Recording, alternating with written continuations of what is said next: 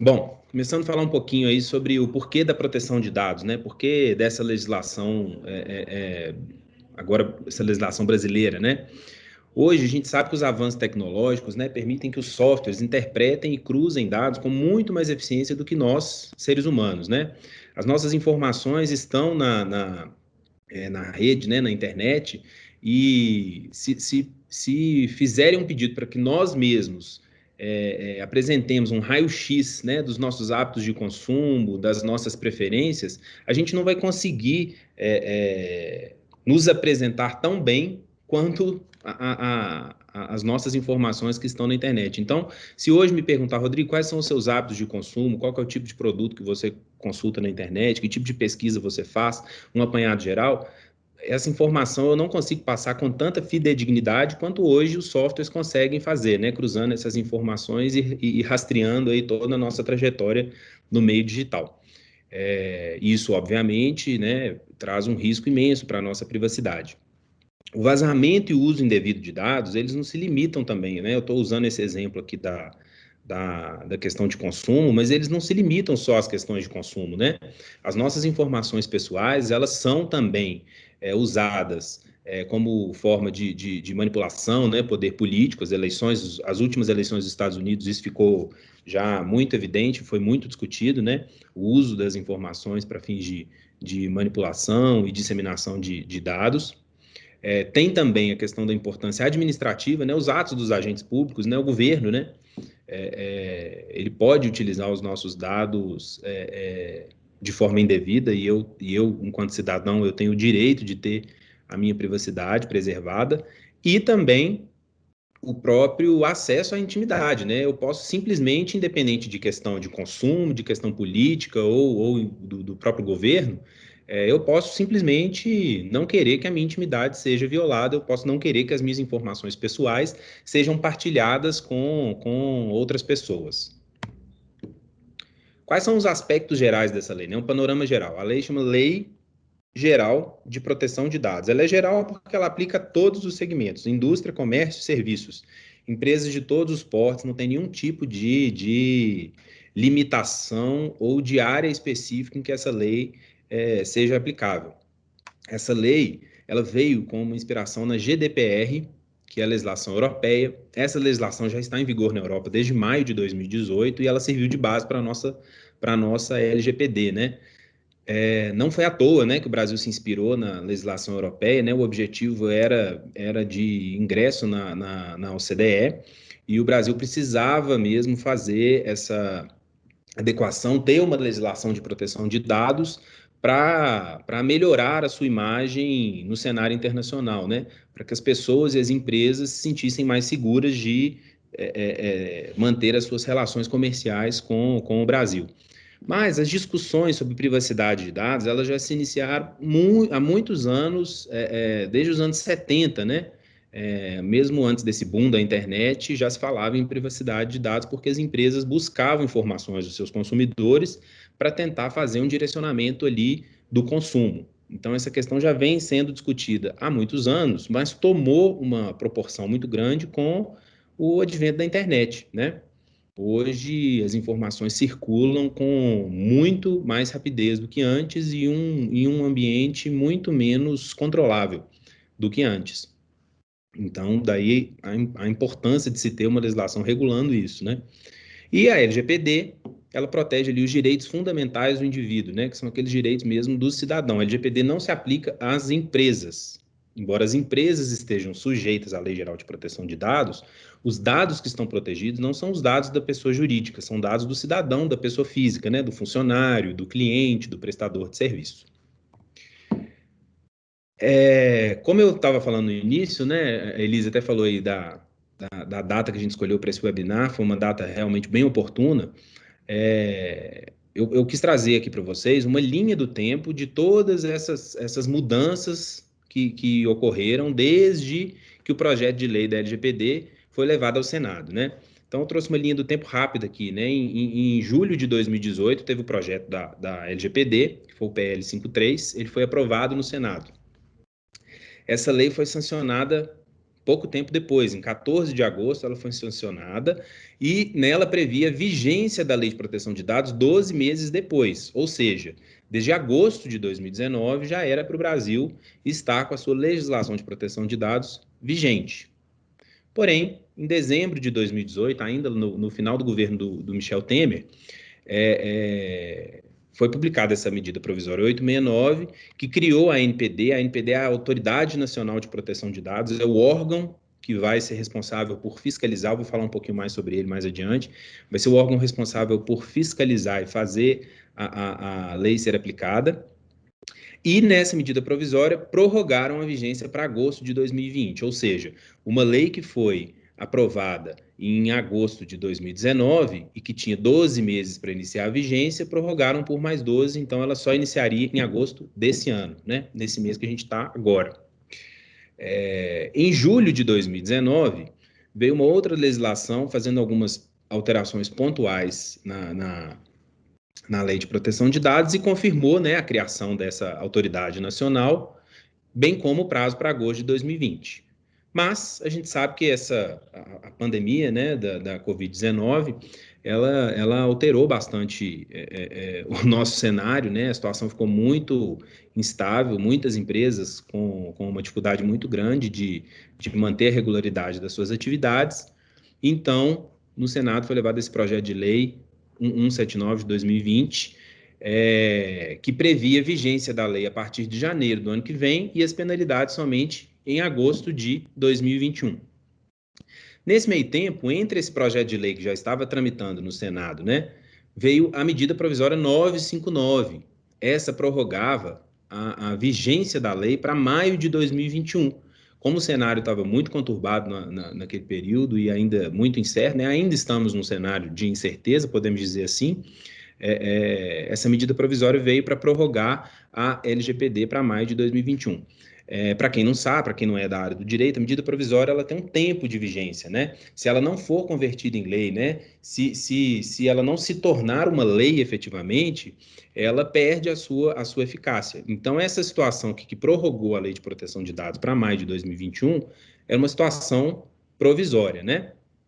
Vamos lá. Ainda em maio de 2020, esse projeto de lei que estava tramitando no Senado veio um substitutivo dele e definiu que a vigência da lei seria de fato agora em agosto de 2020 e que somente as penalidades poderiam ser aplicadas às empresas a partir de agosto de 2021.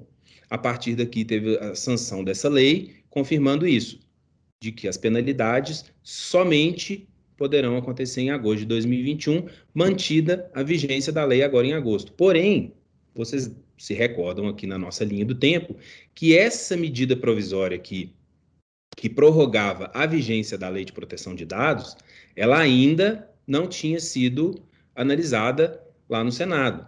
Então, foi o que aconteceu ontem, né? Aí nos 45 do segundo tempo antes do nosso evento. Essa medida provisória ontem foi levada à votação e o Senado derrubou esse adiamento de maio de 2021. Por isso que hoje, o que nós temos de cenário para a vigência da lei? Uma lei que define as penalidades da lei apenas em agosto de 2021 e uma medida provisória que queria colocar a vigência da lei como um todo em maio de 2021 já trouxe agora para a nossa data presente. Essa votação ontem que teve no Senado, ela ainda tem que ser levada ao presidente para sanção e veto, mas independente disso, como a questão da vigência da lei ela não foi votada, a medida provisória ela vai perder a sua eficácia daqui a 15 dias úteis, que é o prazo para o presidente sancionar ou vetar, certo? Então, o que a gente tem de concreto hoje em linhas gerais? A vigência da lei daqui a 15 dias úteis, então, muito provavelmente no mês de setembro de 2020, e as penalidades em agosto de 2021. E o que acontece a partir daqui, né? Essa que foi a grande dúvida dos clientes nos últimos meses, nas últimas semanas, né? Os clientes nos questionando muito sobre isso. Ah, ok, mas se as penalidades só vão poder ser aplicadas em agosto de 2021, pouco importa se a lei vai entrar em vigência agora ou não.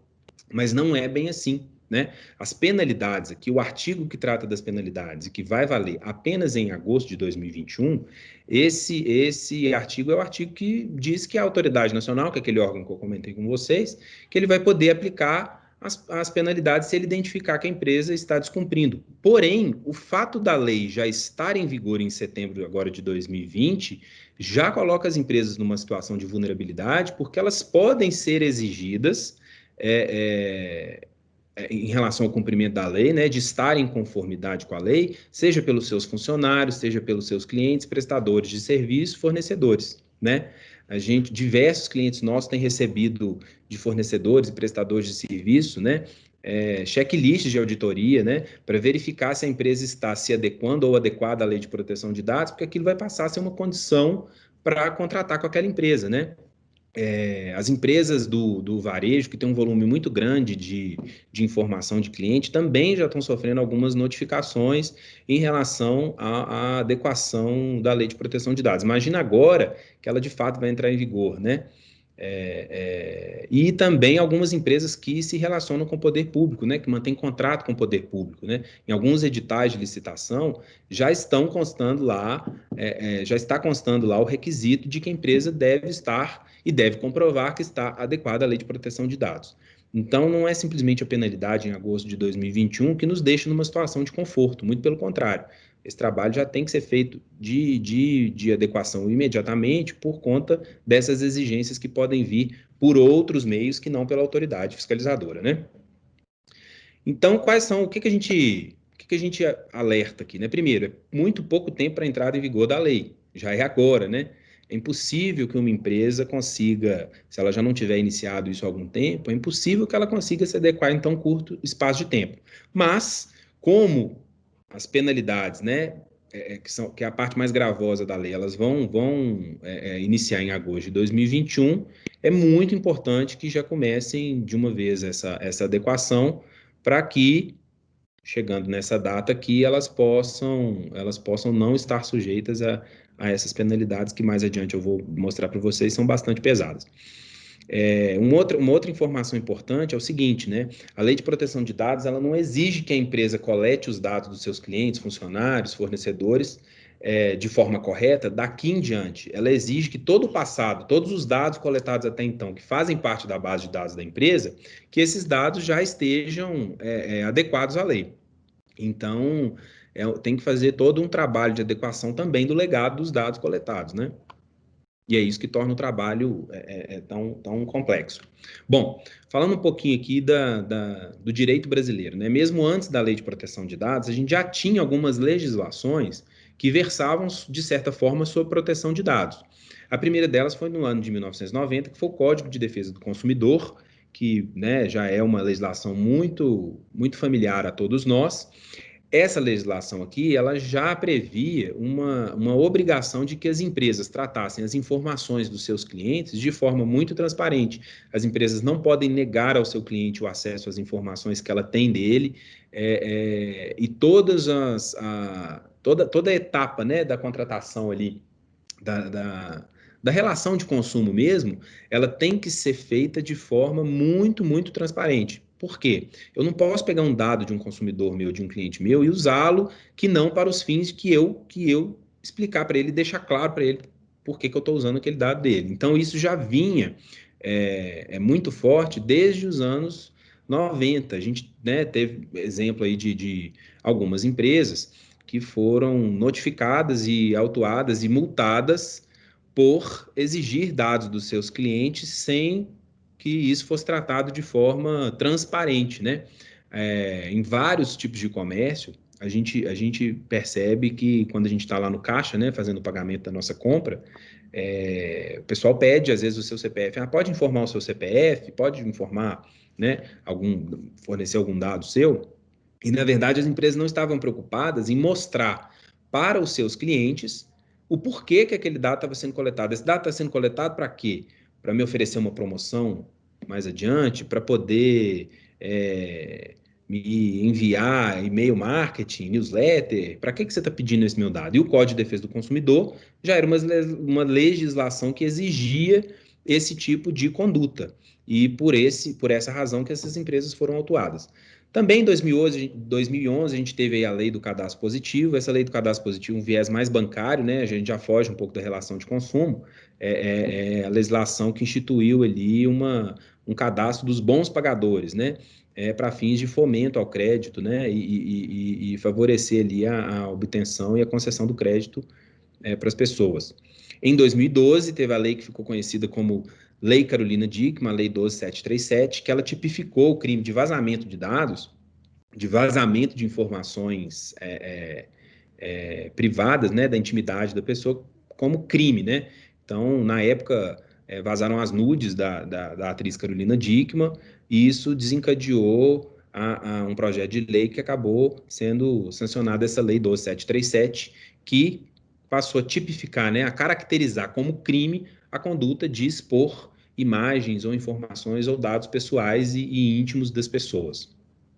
E em 2014 teve o tão falado Marco Civil da Internet, né?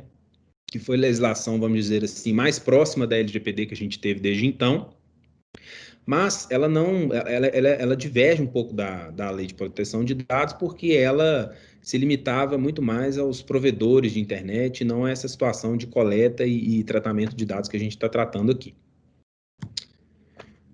Bom, mas enfim, o que diz a lei, né? Pensando nesse panorama geral que a gente deu aqui, né, do prazo da lei, que ela já vai entrar em vigor agora em setembro, com possibilidade da empresa ser penalizada pela autoridade em agosto do ano que vem. Mas o que ela diz, o que eu preciso fazer? Bom, a lei ela fala sobre tratamento de dado pessoal, e dado pessoal é o dado da pessoa natural, é do cidadão, é aquilo que eu disse para vocês.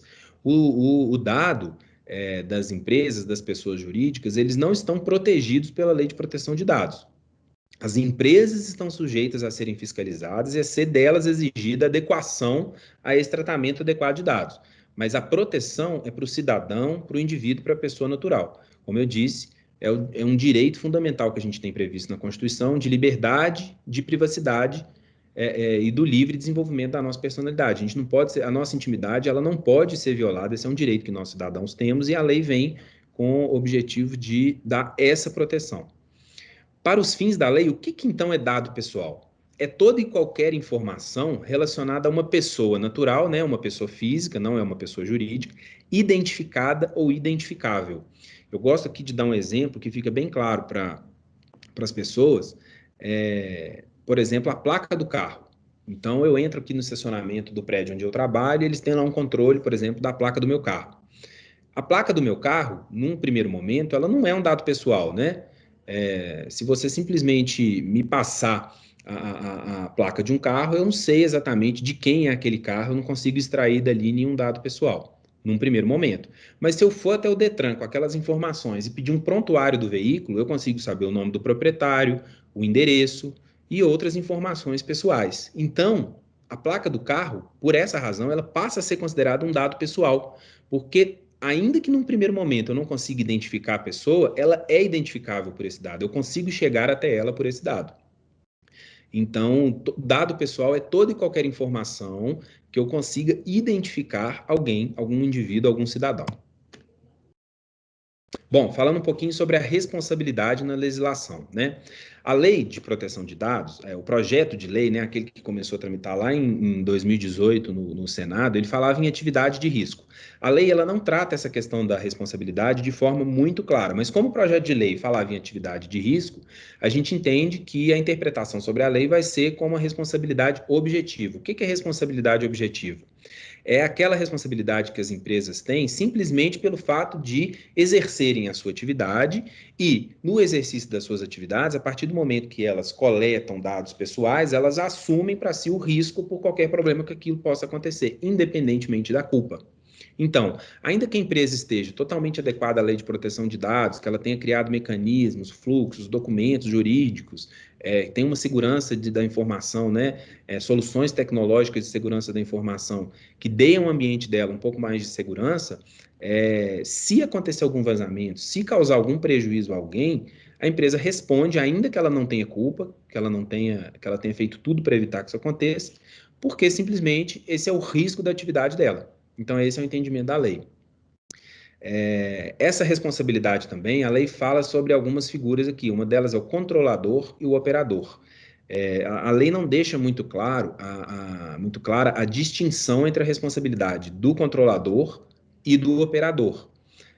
A gente acredita, inclusive, que a autoridade nacional, que é esse órgão, né, que vai fiscalizar as empresas, que a autoridade nacional ela vai disciplinar um pouco mais, detalhar um pouco mais essa situação. Mas o que realmente significam essas figuras, né? O controlador é aquela empresa que tem a relação direta com o titular do dado, que é a empresa que coleta aquela informação do titular do dado. E o operador é a empresa que simplesmente ela opera aquele dado sob as ordens do controlador. Então, por exemplo, eu tenho uma empresa e eu tenho 1.000 funcionários e eu contratei uma solução de tecnologia, um software, que vai fazer toda a gestão ali, vai ser o repositório de todos aqueles dados dos meus funcionários. Eu sou o controlador. A relação com o titular do dado, né, que é o meu funcionário que chegou até aqui, eu coletei vários dados dele para poder fazer o contrato de trabalho dele, como essa relação minha direta com ele, eu controlo. Eu que escolhi o que eu vou pedir para ele, eu que dei início àquela relação. E a empresa que vai ser o repositório, vamos dizer, daquelas informações, que vai tratar e operar aquelas informações, é o operador. A lei simplesmente fala que o controlador ou o operador que causar algum dano a alguém é obrigado a repará-lo. Então, ela não distingue muito bem a responsabilidade. Por isso que é importante, com todos os fornecedores e prestadores de serviço, as empresas terem muito bem definido contratualmente a responsabilidade de cada um naquele fluxo de tratamento de dados. Porque, para fins da legislação, perante a autoridade, né, perante o poder público, a responsabilidade dessas duas figuras, ela é igual, ela é solidária, ambos são obrigados a reparar. E isso pode trazer um impacto muito grande se a empresa não está certa sobre a forma como os seus fornecedores e prestadores de serviço estão atuando em relação à proteção de dados. Bom, aspectos principais aí de um programa de proteção de dados, né? Então, a gente falou ali sobre a questão da vigência, a gente falou sobre a aplicação da lei, o que é dado pessoal e qual que é o tipo de dado que as empresas devem se preocupar em ter de forma segura na sua base de dados. Mas, para implementar um programa de proteção de dados, a lei, ela disciplina diversos princípios, mas tem alguns aqui que eu entendo que são os principais e que devem ser sempre um norte quando a empresa passar por um programa de adequação à lei de proteção de dados. O primeiro deles é segurança. Eu tenho que ter um ambiente seguro para tratar os meus dados. Hoje, tem um trecho da lei que ele fala lá, que isso é muito importante, que ela fala que os dados pessoais, inclusive aqueles que estão no meio digital, eles estão sujeitos à lei. E o que isso significa? Tanto o dado pessoal que está no meio digital, né, que está lá no meu servidor, na minha base de dados, quanto o papel que está na gaveta da secretária, eles são dados pessoais e eles merecem proteção. Eu tenho que tratar isso de forma muito segura.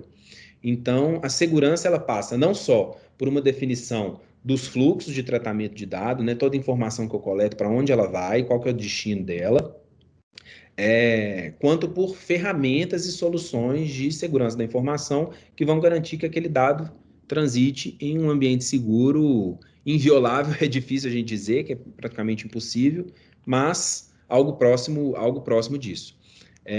Outros aspectos principais aí de um programa de proteção de dados é a responsabilização e prestação de contas, né? Eu tenho que ter formas de evidenciar para a autoridade nacional, né, para esse órgão fiscalizador, tanto quanto para o titular do dado, de que eu agi e eu consigo identificar qual que foi todo o trânsito do dado dele dentro da minha base de dados, né? Se acontecer algum vazamento, se houver algum tipo de incidente com aquele dado, eu tenho que ter condições de prestar contas, tanto para a autoridade quanto para esse titular de dados, porque a lei me exige tratar isso de forma muito transparente. E também, como um aspecto principal aqui de um programa de proteção de dados, é a prevenção. Eu tenho que ter instituído na minha empresa medidas preventivas, né? Hábeis a impedir que aconteça algum incidente e que eu viole a intimidade de algum dos meus funcionários ou dos meus clientes, fornecedores, prestadores de serviço, enfim, todos os cidadãos e as pessoas físicas que estejam com dados na minha base. Se eu tenho um programa de proteção de dados que eu trabalho num ambiente de segurança, né? Eu consigo prestar contas e responsabilizar dentro daquele fluxo, eu consigo monitorar e auditar e evidenciar todo aquele trânsito do dado. E eu agir de forma preventiva, ou seja, eu não agir apenas de forma reativa, quando aconteceu alguma coisa, eu corrigir um ato, um fluxo, um procedimento na minha empresa. Se eu conseguir contemplar esses 4 aqui, certamente o meu grau de penalização será muito menor do que se eu simplesmente ajo de forma reativa ou quando acontece um problema e se acontece um problema. Estão falando aqui de hipóteses de tratamento de dados, né? Em quais casos a lei permite o tratamento de dados pessoais? Porque quando a gente chega nesse ponto, que a gente explica isso para os nossos clientes, para as pessoas, fica todo mundo um pouco assustado. Fala, pô, mas eu tenho aqui hoje uma infinidade de dados e informações que eu não sei o que fazer com eles, eu não sei em que pé eles estão em termos de segurança e de adequação. Mas existem hipóteses, né? A lei ela simplesmente não proíbe que as empresas coletem e tratem dados pessoais. Muito pelo contrário, ela permite que a empresa colete e trate qualquer dado, desde que obedecidas algumas hipóteses e critérios, né? Então, aqui nós temos algumas hipóteses. A primeira delas é o consentimento do titular. Então, eu posso tratar um dado, eu posso coletar um dado de alguém e ter ele na minha base, tratá-lo a partir do momento que essa pessoa me der o consentimento dela. Eu autorizo que a empresa tal colete o meu dado e use para fins de envio de, por exemplo, promoções, campanhas enfim, qualquer coisa para manter ali uma relação comercial com o cliente. Então, se o cliente dá o consentimento dele e sabe a amplitude do uso daquele dado dele, ok, eu preenchi uma hipótese de tratamento de dado, eu posso coletar esse dado e tratar esse dado dentro da minha base de dados. Tem ainda também a hipótese que é obrigação legal ou regulatória. Então, vamos pensar aqui, obrigação legal ou regulatória. Eu exerço uma atividade, por exemplo, aviação civil. Tem uma agência reguladora, né, que é a ANAC, que ela exige que eu tenha dos meus passageiros determinadas informações. Eu não preciso nem pedir para esse passageiro para ele me passar essa informação, nem que ele autorize me passar essa informação. Eu simplesmente preciso dessa informação porque eu tenho uma obrigação lá dessa agência reguladora que regula a minha atividade. Uma obrigação legal, por exemplo, meu funcionário. Eu coleto determinados dados do meu funcionário porque eu tenho diversas obrigações previdenciárias, obrigações perante o Ministério do Trabalho, que eu preciso ter aquelas informações comigo. Então, eu não preciso pedir o consentimento, né? Obter ali o consentimento dele para coletar esse dado específico. A administração pública também, ela pode coletar dados para fins de implementação de política pública. Os órgãos de pesquisa também podem coletar dados para fins de estudo. Execução do contrato. Se eu vou celebrar um contrato com uma pessoa física, né, um prestador de serviço, e eu preciso de informações básicas daquela pessoa no contrato, para que aquele contrato possa realmente acontecer, né? Para que ele consiga me prestar o serviço, para que eu consiga, se ele não cumprir o serviço ou me causar algum prejuízo, que eu possa executar esse contrato, que eu possa exigir dele o cumprimento dessa obrigação. Então, os dados que sejam essenciais para fins de execução, né, para levar o contrato a cabo, eu estou autorizado pela lei a tratar esse tipo de dado. Exercício regular de um direito. Esse aqui é um exemplo clássico que a gente utiliza, por exemplo, na relação trabalhista, né? Eu preciso ter comigo e manter informações sobre os meus funcionários na minha base de dados por um período X de tempo, porque amanhã eu posso ser demandado judicialmente, por exemplo, o funcionário pode pedir horas extras. Eu preciso ter na minha base de dados arquivado, né, toda a frequência de ponto dele, né, toda a marcação de ponto dele, porque eu vou precisar, é o meu direito de me defender judicialmente se eu for demandado, por exemplo. Proteção à vida e à saúde, essa que é a autorização normalmente para hospitais e clínicas, né? O prontuário médico é um documento muito, muito sensível à lei de proteção de dados, porque ele tem não só informações pessoais, como informações relacionadas à saúde, né? E, e mas os hospitais e as clínicas, né, quem exerce atividade hospitalar, eles estão autorizados a manter esses dados, óbvio, com um nível de proteção muito maior, mas eles estão autorizados a coletar esses dados porque, no final das contas, é para implementação dos tratamentos, enfim, precisam disso para proteger a vida e a saúde. E os bancos também, né, tem esse belo guarda-chuva aí que, sob o pretexto da proteção ao crédito, os bancos podem coletar os dados dos seus clientes e manter esses dados, que é para fins de manter o equilíbrio do sistema financeiro, enfim, e para fins de proteção ao crédito em si. Bom, falando em penalidades, né? Então a gente tratou de todos esses aspectos da lei, mas na verdade qual que é o risco, né? Que tipo de risco a minha empresa está exposta, né? O que a lei disciplina é que essas sanções, elas são sanções administrativas, né? Que vão ser aplicadas por essa autoridade nacional. A autoridade nacional é o órgão que ele pode agir tanto de ofício, então ele pode ir lá bater na porta da empresa e fazer uma fiscalização e dali surgir alguma autuação, se ele entender que tem alguma irregularidade, ou a autoridade também vai agir por denúncia. Então, as empresas que forem denunciadas, por exemplo, por funcionários ou clientes, ou qualquer, né, pessoa que tenha relação com ela e que mantenha ali os dados pessoais, a autoridade tem o dever de fiscalizar e, eventualmente, aplicar essas sanções aqui, que pode ser uma advertência, pode ser a multa simples, né, que é 2% do faturamento anual limitado a 50 milhões, uma multa, né, um valor bem representativo. Dependendo, pode aplicar também multa diária. Então, se a empresa vem reiteradamente descumprindo, né, a lei de proteção de dados, a autoridade pode arbitrar ali a aplicação de multa diária. Publicização da infração, ou seja, tornar pública que aquela empresa é uma empresa que não respeita a intimidade dos seus clientes, funcionários, prestadores de serviço, tornar aquilo público, muito ruim para a imagem da empresa, né? E até mesmo bloqueio e eliminação de dados. Acredito que aqui é uma situação mais gravosa. A lei, é que é importante dizer, a lei não trata essas penalidades aqui de forma escalonada.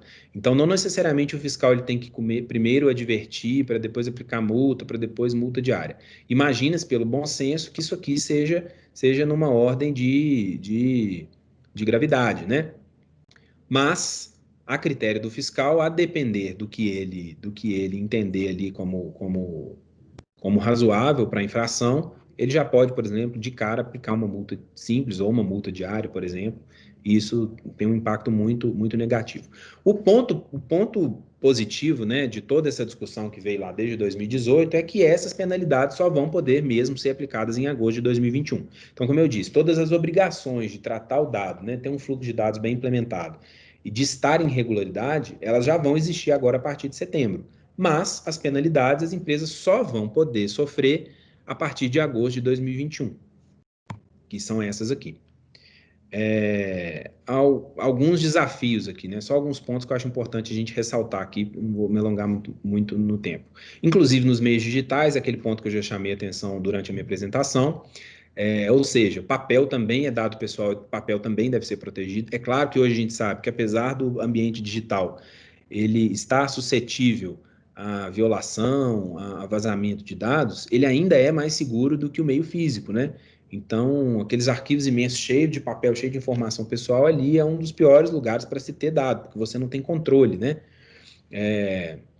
Então, esse é um grande desafio das empresas, principalmente aquelas que ainda mantêm arquivos físicos com um volume muito grande de informação. O tempo, como eu já falei com vocês, que é o tempo para adequação da lei mesmo, né? A vigência já está batendo na porta aqui e agora em menos de um ano, né?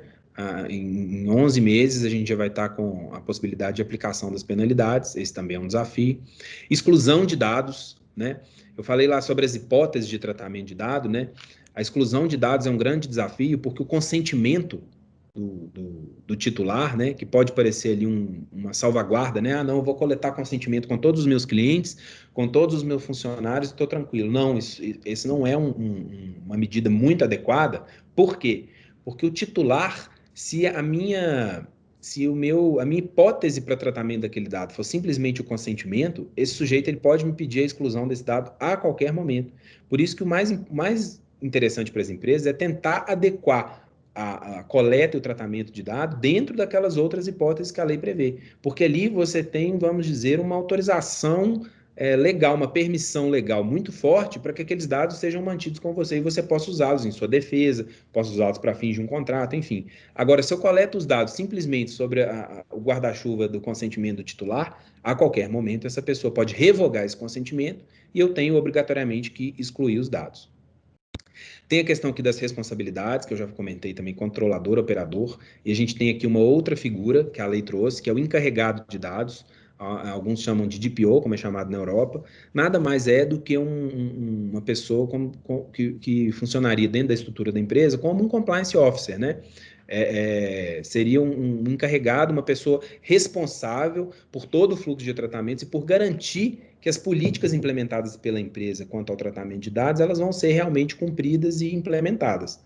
A lei exige que todas as empresas tenham essa figura, esse encarregado de dados, ou DPO. Ainda não se sabe como a autoridade nacional vai regular essa situação, se realmente todas as empresas de todos os segmentos e portes vão precisar ter essa figura, mas hoje, com o que está posto na lei sancionada, é que todas as empresas precisam ter uma pessoa responsável por atuar como essa figura, o encarregado de dados, a pessoa responsável por tratamento de dados dentro da empresa. Em uma das medidas provisórias que surgiram aí ao longo desse tempo, inclusive ela foi depois convertida em lei, né? Foi editada uma lei a esse respeito, permitindo que essa figura de encarregado de PO seja pessoa jurídica. Então, isso provavelmente vai facilitar um pouco, porque as empresas vão poder ter essa estrutura, né? Esse funcionário, essa pessoa responsável pelo programa de proteção de dados como um prestador de serviço. Então, isso pode facilitar. Mas hoje, a rigor, todas elas deveriam ter um encarregado de dados. E, por fim, esse desafio aqui, que é a Autoridade Nacional, que é esse órgão, que também ontem foi editado um decreto, né, dispondo aí sobre a estrutura desse órgão, e ele vai agir como um órgão consultivo, pedagógico e punitivo. É um desafio porque tem um trabalho muito grande para a autoridade nacional ainda, né? E ela é responsável não só por fiscalizar, mas por editar normas, orientações para as empresas, enfim, definir alguns detalhes que a lei não soluciona. Então, o cenário ainda até, né, os próximos meses ainda é um cenário que algumas coisas ainda podem mudar em relação a essas medidas que vão ser implementadas pela autoridade nacional. Por isso é importante que quanto antes as empresas iniciem um processo de adequação para que eventual alteração de rota ou mudança de algum tipo de procedimento seja mais fácil fazer a correção, porque a base que consta na lei, a empresa já vai estar adequada. Falando rapidamente aqui da implementação de um programa de dados, né? A gente listou aqui algumas etapas de forma bem ampla, viu, pessoal? Mas é mesmo só para ficar um pouco mais palpável na prática, né? O que eu tenho que fazer para adequar a minha empresa à proteção de dados?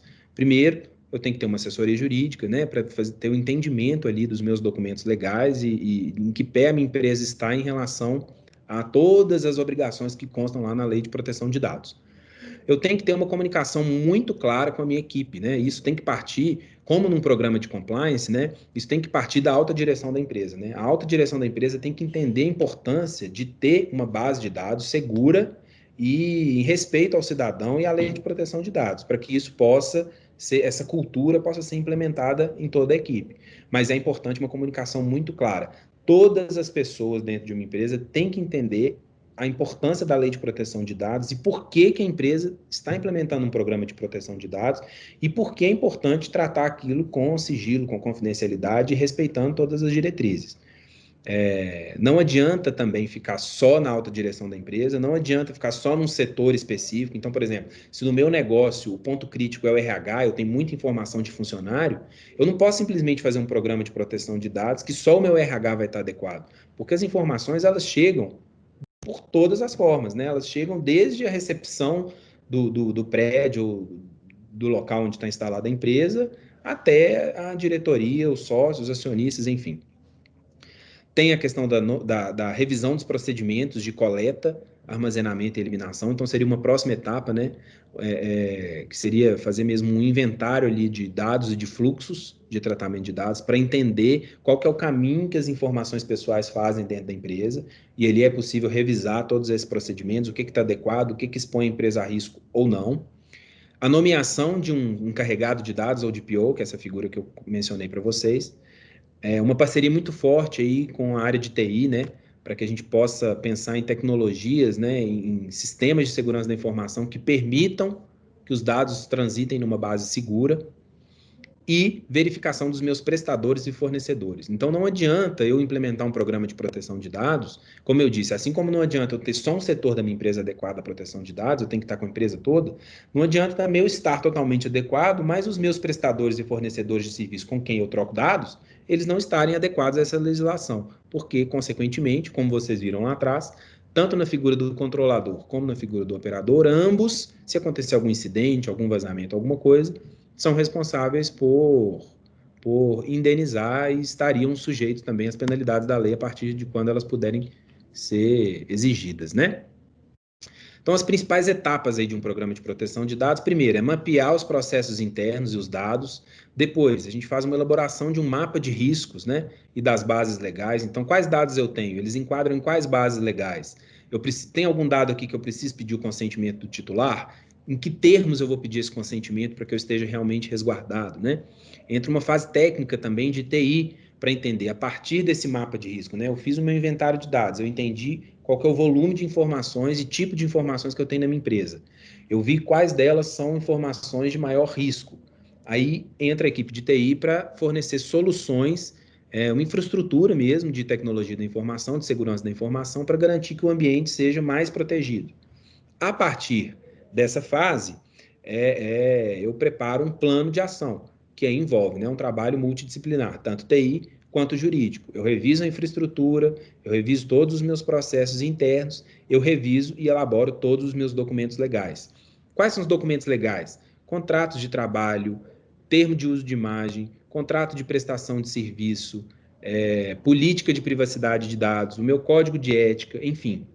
São diversos documentos que eu evidencio, né, tanto para os meus funcionários quanto para os meus clientes, a forma como eu trato dados, e a partir dali eu consigo monitorar se as práticas, né, se os fluxos estão adequados ou não.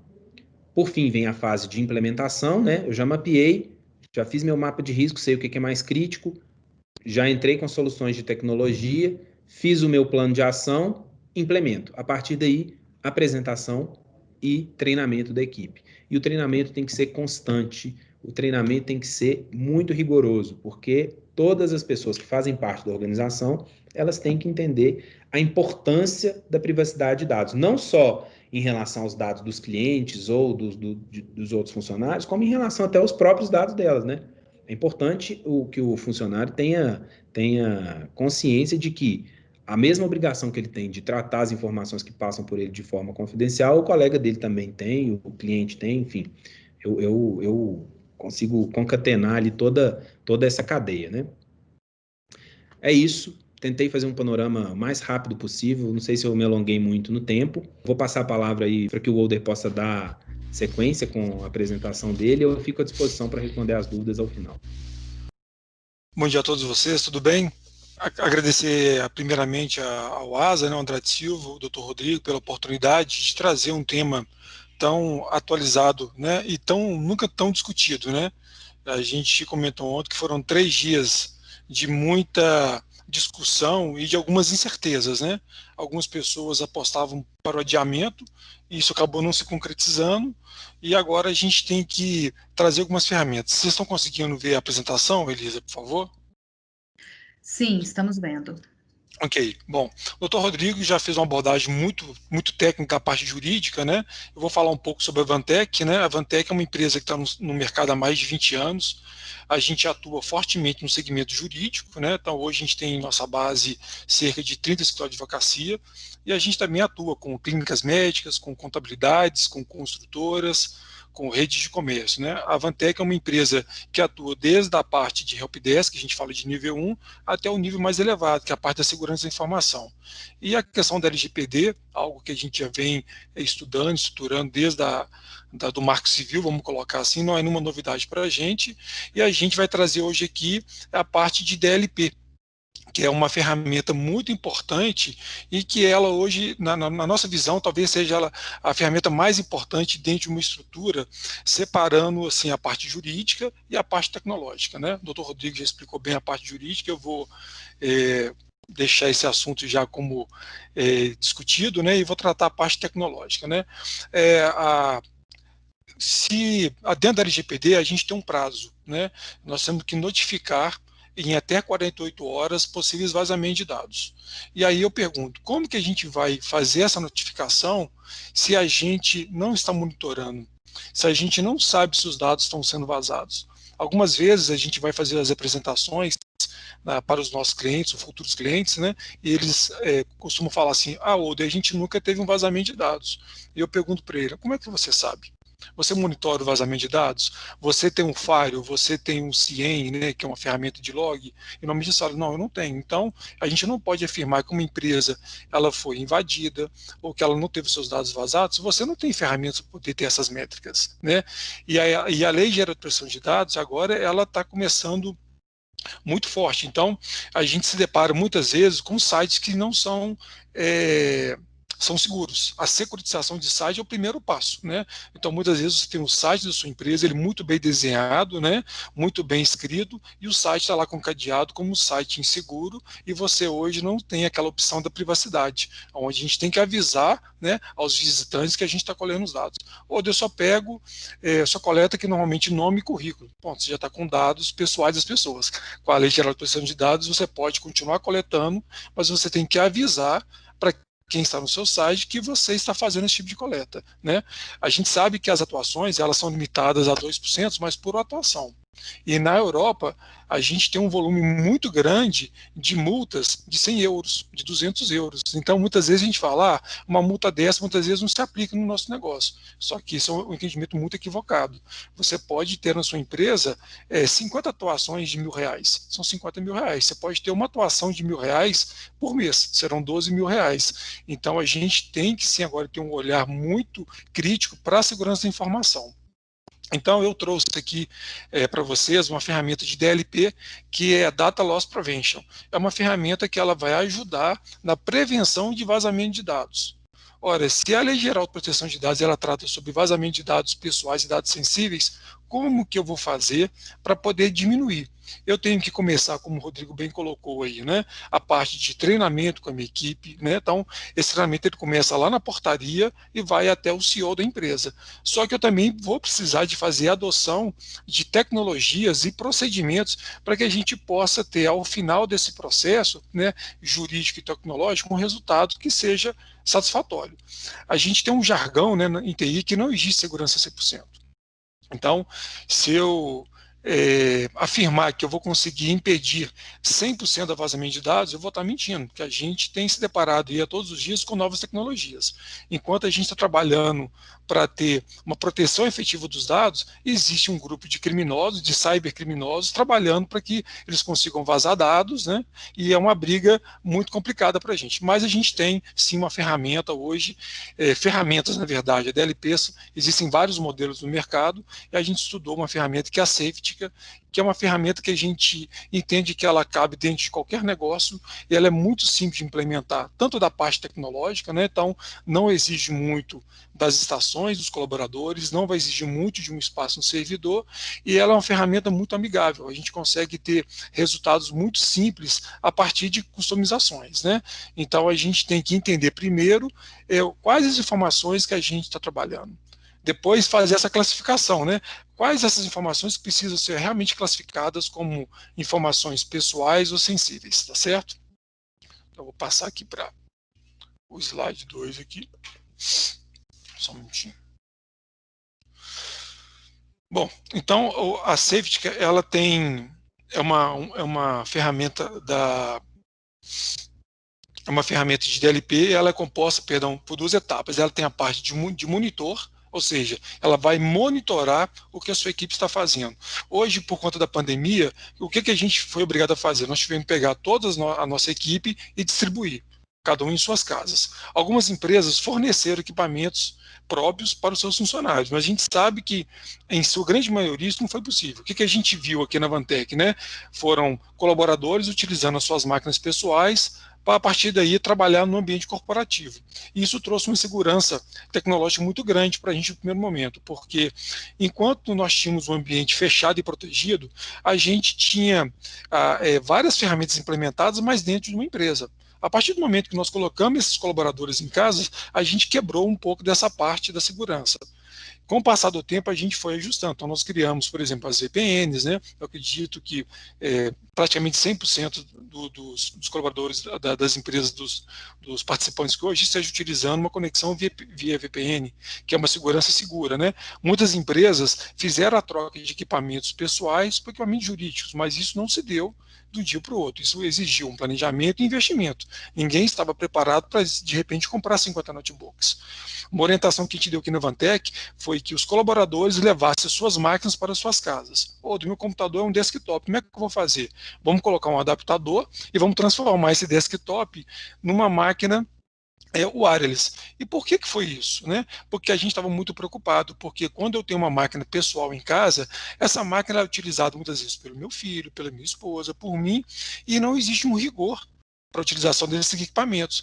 E a gente, então, aumentou a vulnerabilidades para ataques. Porque se eu tenho na minha casa uma máquina para jogos, não tem nenhum problema. Mas muitas vezes os sites que a gente está navegando para jogar online, ele costuma ter malwares, e esses malwares costumam ir para as empresas e a gente começa a ter os ataques cibernéticos, tá certo? Outro problema muito importante, produtividade, né? Tem uma discussão hoje muito grande, se ficaremos 100% em home office, será um modelo híbrido, uma discussão que acho que dá para fazer uns 50 webinários aqui, então a gente vai, o que eu falo é o seguinte, como que a gente vai garantir a produtividade? Outro dia, numa discussão, um CEO de uma empresa falou, se tiver que me preocupar com isso, eu vou mandar todo mundo embora. Eu falei assim, você vai mandar todo mundo embora mesmo? Será que não é mais fácil a gente monitorar o que as pessoas estão fazendo e orientar? Porque muitas vezes o colaborador ele está fazendo um acesso indevido, mas às vezes ele não sabe o que é indevido. Treinar uma equipe remotamente, eu acho que é um outro desafio que fica aí para os profissionais de RH e para os gestores. Então, o que a gente precisa de fazer? A gente precisa ter uma ferramenta capaz de, primeiro, analisar o que a empresa trafega de informações. Né? O que a gente tem como informação pessoal ou informação sensível que a gente possa treinar? E o que a minha equipe está fazendo nesse momento? Tá? Então, a primeira etapa do Safetica é uma ferramenta de monitoramento. Ele consegue monitorar em tempo real tudo que está sendo navegado, todo o e-mail que está sendo trafegado, se eu estou mandando um e-mail com anexo, para quem eu enviei, se eu conseguir fazer uma impressão, se eu estou com o WhatsApp aberto, né? A gente fez um case aqui na Vantec, a gente instalou essa ferramenta e nós deixamos ela aberta durante 60 dias. Inclusive, esse é um prazo médio que a gente fala. Por quê? Para a gente ter uma análise comportamental mais macro e a partir daí a gente vai criar alguns filtros, né? E a gente descobriu que tinham 5 máquinas aqui na Vantec que estavam classificadas como máquinas não produtivas. Mas por quê? Porque 5 dos nossos colaboradores estavam com o WhatsApp aberto. Porém, o WhatsApp aqui na Vantec é uma ferramenta de colaboração, assim como o Teams, assim como o Zoom, são ferramentas que a gente utiliza no dia a dia. Então, a partir de um critério interno de cada empresa, a gente, por exemplo, classificou o WhatsApp Web como uma ferramenta extremamente produtiva. Então, essas 5 estações que apresentavam no primeiro momento como máquinas improdutivas, né, depois elas foram reclassificadas como máquinas produtivas, tá certo? Bom, do que é o DLP? A DLP é a Data Loss Prevention, uma ferramenta, como eu disse, capaz de fazer a prevenção do vazamento de dados. Como que a gente faz vazamento de dados hoje? Eu posso fazer um upload, né? Eu posso fazer um download, eu posso tentar fazer uma impressão, eu posso mandar um e-mail para alguém com conteúdo, com anexo, que é um dado sensível, eu posso tentar compartilhar minha tela remotamente, né? Então, o que eu faço? Para poder diminuir a minha chance de ser pego no crime, né? Eu vou para minha casa, acesso à máquina da empresa remotamente. Algumas empresas fizeram isso usando TeamViewer, utilizando NDesk ou a ferramenta do Windows 10 que é nativa, né? Então, a partir da minha estação, eu acesso uma estação remota na empresa e eu faço esse vazamento de dados. Com a Safety, a gente consegue bloquear.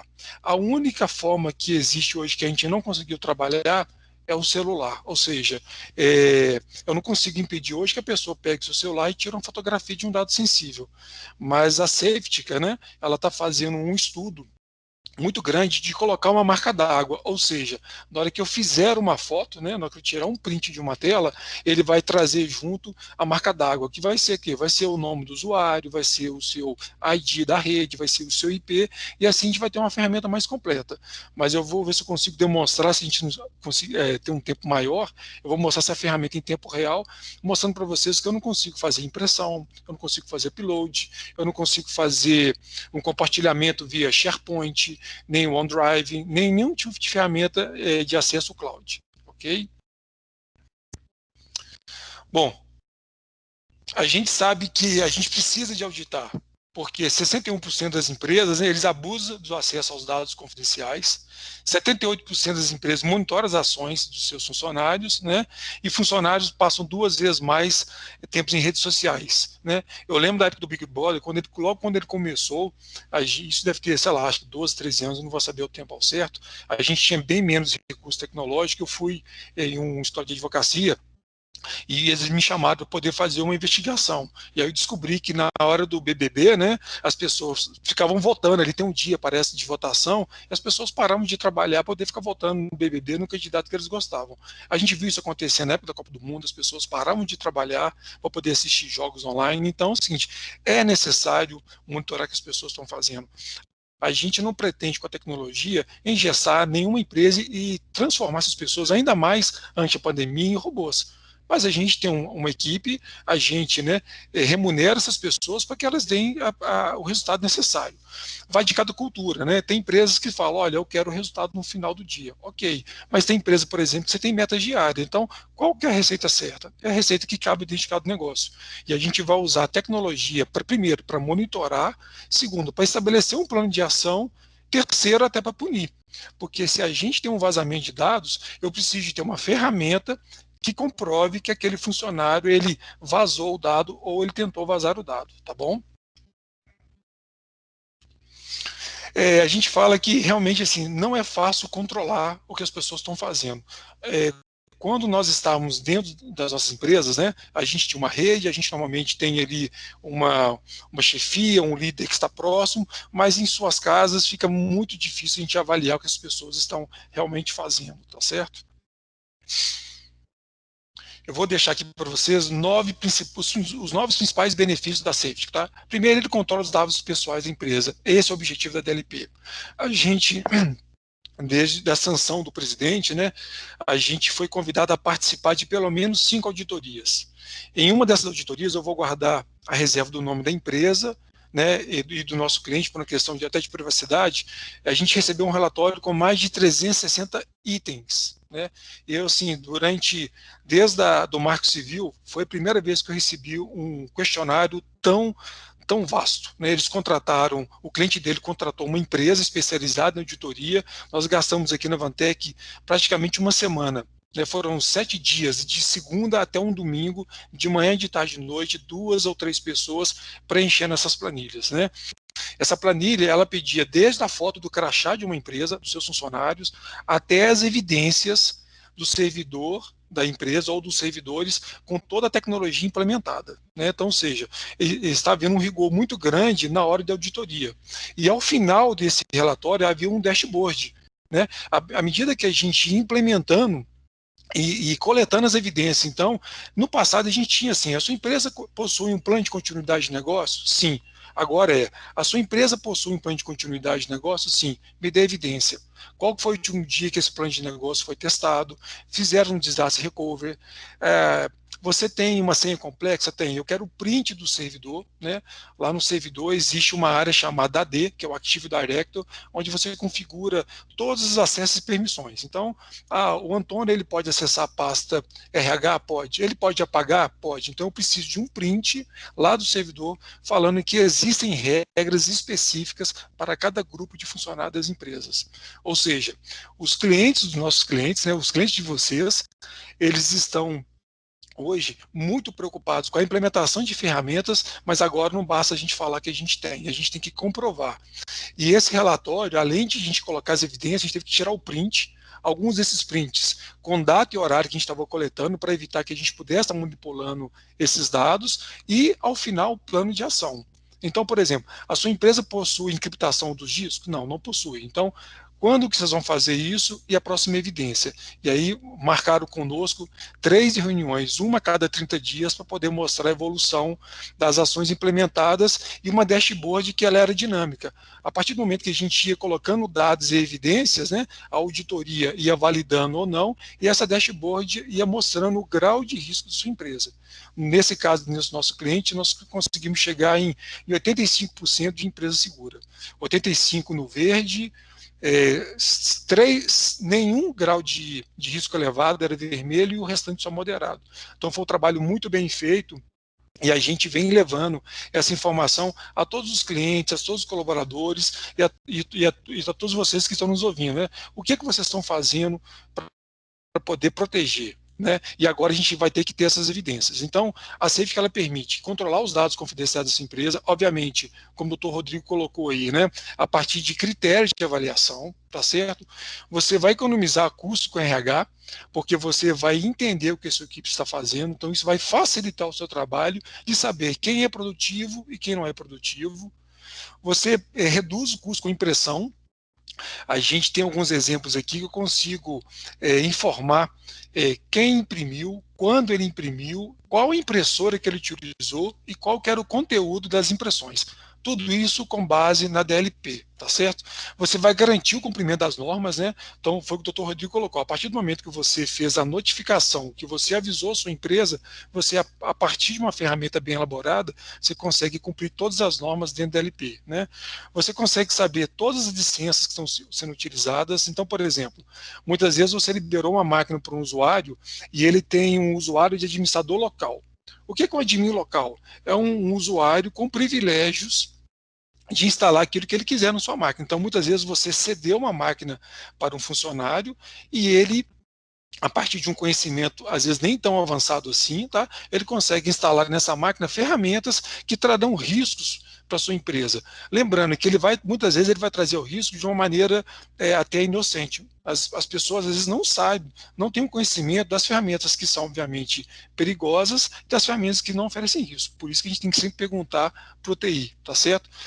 Fornece um panorama geral da sua empresa. Você vai saber de onde você estiver, tá certo? Ela é 100% compatível com o produto Office 365, então você vai saber o que as pessoas estão navegando, o que elas estão mandando de e-mail, se elas estão, por exemplo, se a pessoa estiver com a tela do Facebook aberta, você consegue saber se ele só abriu aquela tela ou se efetivamente se ele está conversando, trocando mensagem, ele está compartilhando algum tipo de informação da sua empresa através do Facebook ou de qualquer outra mídia social. Né? Eu estou com um problema muito sério aqui na minha empresa, porque eu não tive como investir em máquinas, a gente permitiu que os nossos colaboradores estão utilizando máquinas pessoais, mas no final de semana ele faz o que ele quiser. Só, ok, não tem problema, a gente vai parametrizar a ferramenta de DLP para que ele faça o monitoramento somente das 8 às 18, vamos colocar assim, horário comercial, então entre 8 da manhã às 18 horas, né, ele vai ter um monitoramento só naquele horário. Tudo que ele fizer entre 18 horas e às 7 horas e 59 minutos do dia seguinte, você não vai ter esse monitoramento para você não criar o que a gente chama de falso positivo.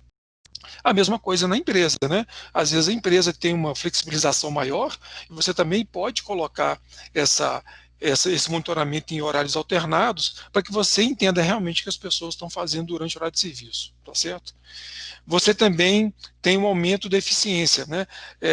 Isso é da gente, né? A partir do momento que a gente descobre que a gente está sendo monitorado, né? Isso não é uma regra, obviamente, tem pessoas que não precisam disso, obviamente, as pessoas se sentem na obrigação de serem mais produtivas, que você vai ter uma dashboard de todos os seus funcionários, né? Então, se um funcionário vier para você e falar assim, o fulano de tal teve um aumento, você vai pegar uma dashboard e falar assim, ok, você foi 45% do tempo produtivo, enquanto o João, ele foi 85% mais produtivo, ou seja, você consegue mostrar em números e fatos por que existe, às vezes, uma diferença de salarial dentro da sua empresa com base na meritocracia, que eu acho que é a maneira mais justa, né? É claro, cada pessoa tem seu ritmo, mas você não pode ter um colaborador que produz 10% e um que produz 90% e achar que os dois vão ganhar da mesma forma. Isso aí não condiz, né? Você tem uma comparação muito objetiva foi o que eu acabei de falar, né? Você tem números reais, por que as pessoas não estão na mesma produtividade? E você tem um retorno rápido desse investimento, porque a partir do momento que você tem um controle da sua equipe, a partir do momento que você consegue estabelecer aquilo que pode ser feito e não pode ser feito, você consegue revisar vazamento, você naturalmente vai ter um retorno desse investimento. Com essa ferramenta, se você descobrir, por exemplo, surgiu uma mídia social nova. Tá? Então, o TikTok, vamos colocar assim, né? Talvez seja o mais recente, né? A Safe não conhecia o TikTok, tá? Então, a partir de relatórios diários, né? Você consegue ver um comportamento. Olha, aparece aqui um site diferente. Que site que é esse? Ah, é o TikTok, é uma nova mídia social.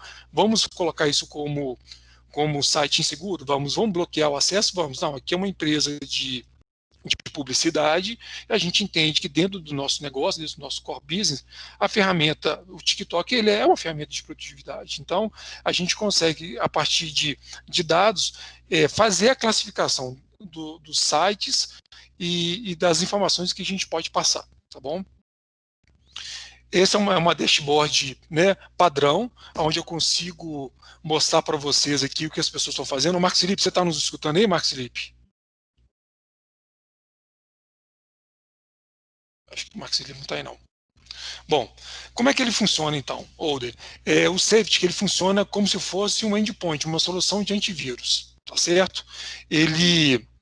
A gente instala um agente em cada estação, tá? Então eu tenho que acessar cada computador, instalar, depois eu acesso o servidor, instalo uma versão que a gente chama de Policy Manager, tá certo?